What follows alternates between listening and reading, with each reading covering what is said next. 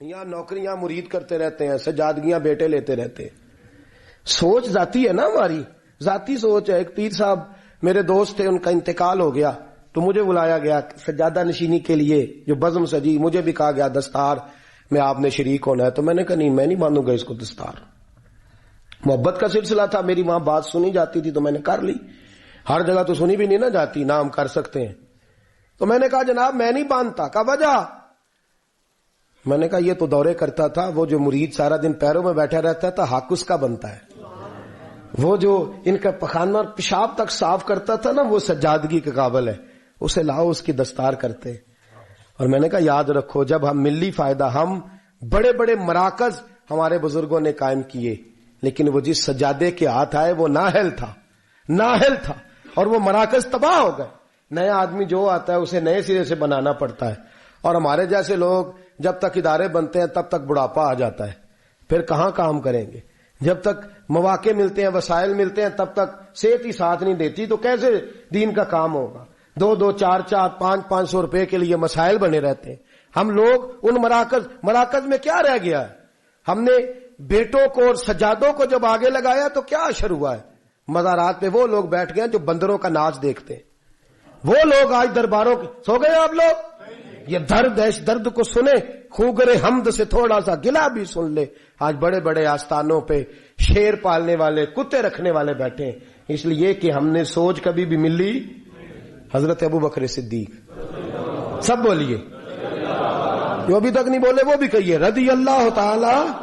کیا خوبصورت میرے محبوب کے صحابہ ہیں. وقت وصال آیا ہے، اپنا بیٹا سیانا ہے، سمجھدار ہے. حضرت محمد بن ابو بکر پڑھے لکھے، دیانتدار، نیک صحابی رسول ہے. لوگ حضرت ابو بکر صدیق کے پاس آئے، کہنے لگے خلیفہ کون بنے گا آپ کے پاس؟ کب میرے بعد خطاب کا بیٹا عمر بنے گا، وہ بنیں گے. تو کہا حضرت جی آپ کا اپنا بیٹا بھی تو ہے، تو عمر تو بڑا سخت آدمی ہے، آپ اس کو بنا کے جا رہے ہیں، اپنا بھی تو شہزادہ تھا. حضرت سے ہاں بیٹا اہل ہو تو بنائے. حضرت علی نے بنایا امام حسن، اہل ہو قابل ہو تو حرج بنائے، حرج نہیں قابل ہو. حضرت سیدنا ابو بکر صدیق رضی اللہ تعالیٰ عنہ ملت کی بات کرتے ہیں، قوم کی بات کرتے ہیں، اسلام کی بات کرتے ہیں. فرمانے لگے بھائی میں قبر میں جاؤں گا تو مجھ سے اللہ تعالیٰ پوچھے گا کہ تو میرے محبوب کی امت کا نگہبان تھا، بتا ڈوری کس کے ہاتھ میں دے کے آیا ہے. تو میں اللہ کی بارگاہ میں یہ جواب دینا چاہتا ہوں کہ اس کو دے کے آیا ہوں جو تیرے نبی کی امت کا سب سے زیادہ خیال رکھے. لہذا بیٹے کو ترجیح. حضرت عمر کے انتقال کا وقت آ گیا. بھائی بیٹے پیارے کسے نہیں ہوتے؟ بیٹے پیارے ہوتے ہیں کہ نہیں؟ بولیے. اولاد بڑی پیاری چیز ہے. حضور نے فرمایا ہے کہ اولاد انسان کے جگر کا پھل ہوتی ہے.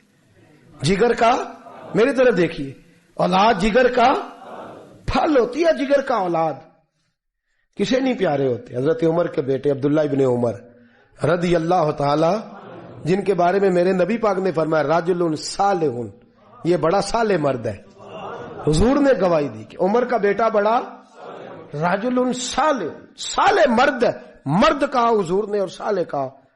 حضرت عمر فاروق کا بیٹا ایک بہت بڑے مفتی تھے. فتویٰ شرعی یہ ہے کہ جب عورت کو دن آئے ہوں، طہر آیا ہو، تو اس کو طلاق نہیں دینی چاہیے، پاک ہونے کا انتظار کرنا چاہیے. ایک دفعہ حضرت عبداللہ ابن عمر کو بڑا غصہ تھا، بیوی نے کوئی ایسی بات کر دی تو ایام طہر میں، حیض کے دنوں میں طلاق دے دی. حضرت عبداللہ ابن عمر رضی اللہ تعالیٰ عنہ نے یہ کام کیا. حضرت فاروق اعظم کا وقت وصال آیا، لوگ آئے، حضرت عمر فاروق نے بلایا، فرمایا مجھے مشورہ دو میں کس کو امیر بناؤں. 11 بندے حضرت عمر کو مشورہ دیتے ہیں کہ اپنے بیٹے کو بنا دیں. عالم بھی ہے، فاضل بھی ہے، اور مصطفیٰ نے جسے نیک کہا ہے پھر وہ بڑا ہی نیک ہوگا نا، جسے حضور نے نیک کہا. کتنے لوگوں نے مشورہ دیا؟ بولیے.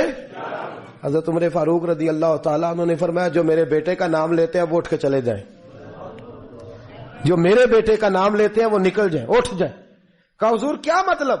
فرمایا جسے اپنی بیوی کو طلاق دینے کا طریقہ نہیں آتا اسے مسلمانوں کا حکمران بنا دو، جسے طلاق نہیں دینی آتی وہ مسلمانوں کا حکمران بن جائے، تباہی کرے.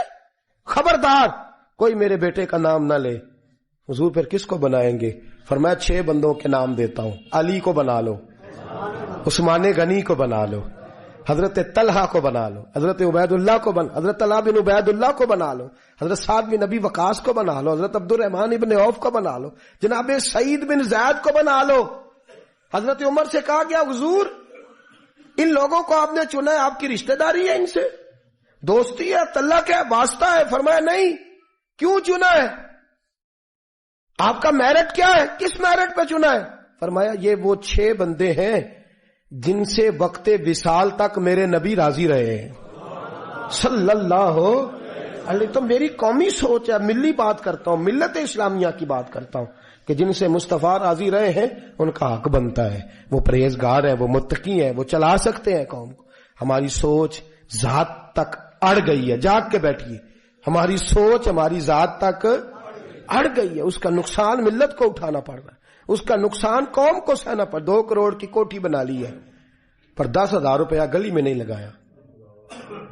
ہم نے اپنی تھڑی اتنی لمبی چوڑی بنا لی ہے کہ جو بھی گزرتا ہے اس کو تکلیف ہوتی ہے، لیکن ہمیں تو آرام ہے نا، ہمارا تو موٹر سائیکل اندر جاتا ہے کہ نہیں، ہمیں کیا لگے؟ ہم نے بڑا کر کے پھٹا لگایا ہے، لوگ گرتے ہیں تو گرے، ہمیں اس سے کیا غرض؟ ہم اس بات کا احساس ہی نہیں کرتے کہ ہماری ذات کو تھوڑا نفع ہے اور ملت کو، قوم کو، اسلام کو اس کا کتنا نقصان ہے۔ میرے غوث اعظم کا بغداد لٹ گیا، تباہی آ گئی، فساد پھیل گیا، حضرت علی شیر خدا کا نجف اشرف اجڑا، امام حسین کے میدان کربلا میں پھر سے کربلا ہوئی۔ بتاؤں وجہ کیا ہے؟ صدام کے چند جرنیلوں نے امریکہ کے ہاتھوں اپنے آپ کو بیچا، فیملیوں ساتھ وہ امریکہ چلے گئے، وہاں جا کے امریکہ کی فضاؤں میں وہ ٹھنڈی سانس لے رہے ہیں، اور ظالموں کچھ دن کی زندگی، کچھ دن کا سکون، اور تم نے حضرت سری سختی اور جنید بغدادی کا شہر تباہ کر دیا، اجاڑ کے رکھ دیا۔ بغداد کے لوگ بھیک مانگ کے کھاتے ہیں، بغداد کے لوگ لوگوں کو لوٹ کر کھاتے، وہاں قحط پڑ گیا، مردوں کا قحط پڑ گیا، عورتیں جلوس نکال رہی ہیں کہ مرد 2 شادیاں کریں۔ تھوڑے نفع کے لیے تم نے اسلام کا سودا کر ڈالا، تم نے بیچ ڈالا ملت کو۔ اللہ کی بارگاہ میں تم کو جواب نہیں دینا، وہاں تم کو حاضر نہیں ہونا۔ تھوڑے نفع کے لیے دین کے لمبے چوڑے نقصان، لمبی چوڑی تباہیاں ہم کرتے ہیں۔ فلسطین سارا لٹ گیا چند مسلمان حکمرانوں کی وجہ سے۔ امریکہ سے یاری نہیں چھوڑی، دوستی نہیں چھوڑی، اور انہوں نے ساری تباہی کر لی۔ افغانستان سارا اجڑ گیا، کشمیر آج لوگ ڈے منا رہے ہیں، جھوٹ موٹ کے، آنسو بہا کے لوگوں کو بتایا جا رہا ہے کہ ہمارا بڑا ساتھ ہے۔ میاں تم اس کاج سے اٹھ چکے ہو، تم پیچھے ہٹ چکے ہو اس کاج سے۔ یہاں ہر شخص کو اپنی پڑی ہوئی ہے، یہاں ذات بنانے کے، گھر بنانے کے، کاروبار بنانے کے، بنگلے بنانے کے چکر میں یہاں تو سیاستدان ٹکٹیں کنفرم کرا کے رکھتے ہیں، کسی وقت بھی بھاگنا پڑ سکتا ہے، کسی وقت بھی دوڑنا پڑ سکتا ہے۔ جہاں ذات کے لیے جلوس ہے، ذات کے لیے جھگڑا ہے، ذات کے لیے سارے معاملات ہیں، جس کے گھر کو آگ لگتی ہے وہ جلوس نکالنے لگ جاتا ہے۔ توجہ ہے میری بات پر؟ جب بھی کوئی جلوس نکالتا ہے نا کسی بھی طبقے کا، تو میں ذرا ٹٹول کے دیکھتا ہوں کہ جب حضور کی ناموس کی باری آئی تھی اس جماعت نے جلوس نکالا تھا کہ نہیں نکالا تھا؟ آج کئی سرکاری ملازم سڑکوں پہ ہیں، ہمیں کوئی غرض نہیں وہ کس کام کے لیے، لیکن یہی سرکاری ملازم ناموس رسالت کے جلوس پر یہ کہتے تھے ہماری نوکریوں کا مسئلہ ہے، ہم اگر باہر نکلیں گے تو گورنمنٹ ہمیں نکال دے گی۔ اب کدھر گئی تمہاری نوکریاں؟ اب کدھر گئے تمہارے معاملات؟ تم نے تھوڑا فائدہ حاصل کیا اور کتنا بڑا تم نے نقصان کیا۔